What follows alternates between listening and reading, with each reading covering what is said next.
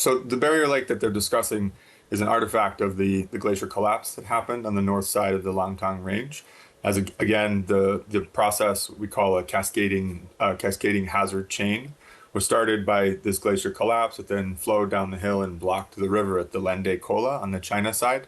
Um, that then led to a natural dam that impounded the river and created a volume of water that backed up over a period before it surged forward and then created that massive wave that you've seen. The concern at the moment, and there's images that have been released from the China side showing actual aerial photographs of that lake, is that the lake still has water in it, and that the natural dam that's created around it has not yet fully been compromised, and that lake could be gaining volume and could burst again.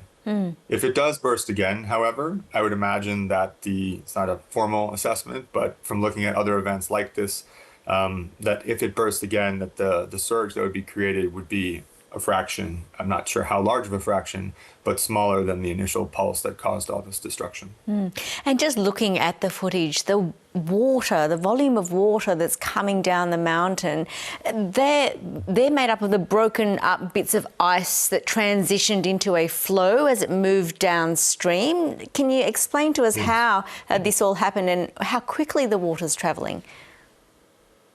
Yeah, so again, with these cascading hazards, which are increasing in frequency and they are occurring in different iterations across the Himalaya in recent years, you have a mass movement or a slope failure that comes down and creates all this energy and recruits material within the flow. It's sort of a mixed debris flow. This one referred to as a glacier avalanche because the primary source material was a glacier, but it includes rock and dirt and other materials that have been, again, recruited into the flow.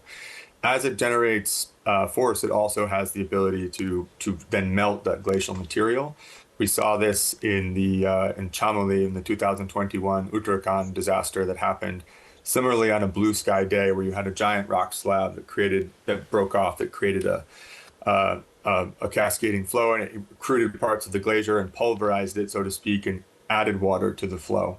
Once the water content of a flow like this, whether you call it a debris flow or a debris flood, once it increases to a certain point, the more water included, the faster it travels. So this, as you've seen in the image at the border, at the Nepal-China border with the CCTV footage, it really became a massive, extremely fast-moving wave. And in the energy that it has, it recruits other materials as it goes downstream. It sort of has opportunities to dissipate once it comes out into the confluence, where it meets another river, perhaps, where the flow is less concentrated. But these hyper-concentrated flows is one technical term for certain processes that accelerate this. That can occur in steeper terrain, such as we see near the border area, where it's channeled or canalized into a really focused flow and it gains momentum. So it has this sort of pattern of gaining momentum, perhaps dissipating, recruiting more material, and it keeps going. Can you tell us a bit more about the landscape? I mean, I understand many villages have been hit by this water. It'll be hard to access these areas to recover and build. What type of terrain might rescuers be facing? So the terrain is harsh, to say the least, specifically along the river corridor. I've spent years working in this area, 12 plus years doing research. And also I did post-disaster response work after the 2015 Gorkha earthquake. I was actually near Timore during the main aftershock, and I recall walking out over all the landslides that were active along that road. Now there's even more destruction. The terrain is impassable in many parts, especially for vehicles of any kind in the northern region of the basin. Coming upstream, as most would, if you're not traveling by air in a helicopter, you'll encounter floods that have damaged the road and make passage along the main river corridor impossible by anything other than perhaps intermittent motorcycle travel and by foot. Search and rescue efforts are underway. I have friends who are out there also assisting. Obviously, localized search and rescue is the most immediate form of response in every disaster. So people have already tried to help their own communities. The majority of that work has been done, but many others are still being located and found. The process of heading upstream in most cases from Nepal is going to be brutal and slow. and there'll be active. And I guess one other important factor, we mentioned the possibility of another surge. There's always a possibility that this area that has been destabilized, there could be other landslides along the route. And particularly, we're still in the monsoon season. So in particular, if the slopes have been destabilized or undercut at the bottom, if then rain occurs and they're saturated, then the whole topography becomes also increasingly unstable. And for many of us viewing the images, I mean, the amount of water is just staggering. Yeah. Is it the biggest we've seen among other recent glacial events and disasters? So there are many scientific teams from around the world still trying to assess, create formal estimates of the water that was the volume that was impounded, the volume lost in the glacier, the volume of the total flow. But I think it's safe to say that in recent years, there have been perhaps 15 of these events in the past 5 to 10 years that have been significant. This is definitely one of the most impactful and one of the largest. Other comparable events include the 2021 event I mentioned in Uttarakhand, and then the 2023 South Lonak Glacial Lake in Sikkim. But this, at least in Nepal, this is definitely the most deadly and devastating flow that has occurred. And again, the impacts are shared on both the Nepal side, the majority on the Nepal side, but also the China border. So the transboundary nature of this also makes it particularly intense and extraordinary. And Austin, can we? Although I need to say that it's not the only transboundary event. Critically, I'm not sure how much this has surfaced in the news, but there was a similar flood a year ago in July 2025 from a superglacial lake, or a lake on top of a glacier along this same river, the Lende Kola. And it came down and took out the main bridge between Nepal and China at the same location at Rasuagadi.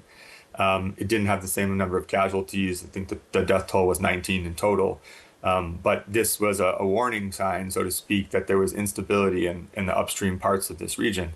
The site that it came from is distinct and different. It's on the Nepal side. And it was in an area no one was monitoring when this glacial collapse happened. But there have been other flows in this same river, and there have been other transboundary flow events in other rivers nearby. So that part is not extraordinary. I just wanted to correct myself.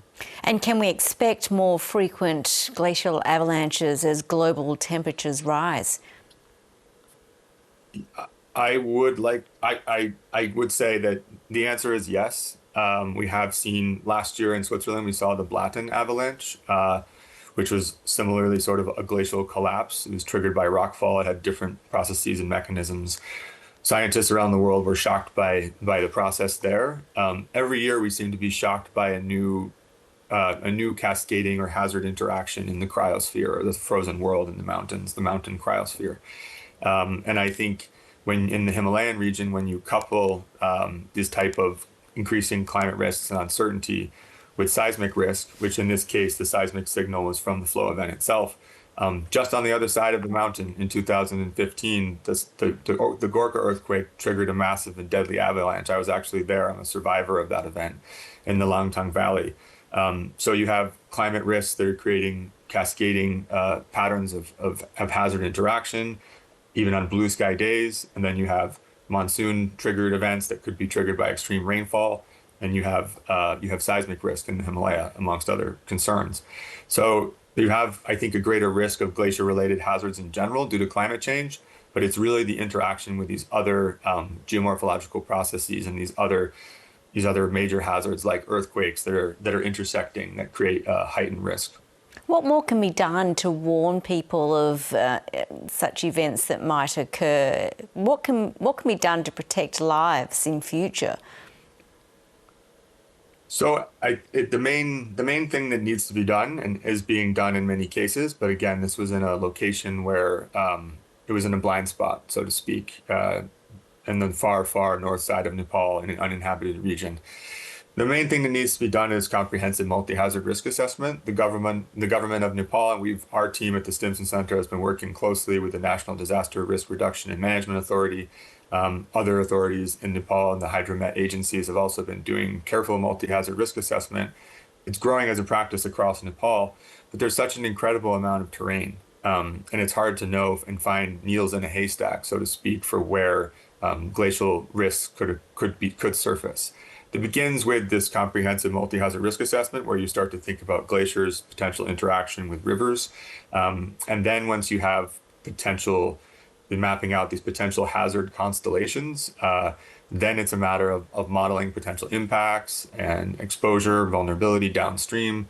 And then once you have an understanding of what could happen, then it's a monitoring process where you either establish in situ monitoring on site of certain places, but you can't do it everywhere. So you also need to use satellite and based satellite imagery and other remote sensing tools to try to track and understand processes and sudden changes or slow changes in the mountain environment. And I'll say the third part, which is critical, is localized monitoring, engaging locals who have a keen understanding. Again, I'm an environmental anthropologist. I've learned from people all over Nepal about what they know about changing hazards and disaster events in their own region, and Langtang included. Engaging people who can monitor and detect changes, even subtle changes in their own landscape, to see cracks developing or see part of a glacier that has detached. Oftentimes, human beings who live in these environments, who are well attuned, can pick up on things that satellites cannot. Really great to talk to you tonight. Thank you so much for being so informative. Really appreciate your time. Thank you for the opportunity.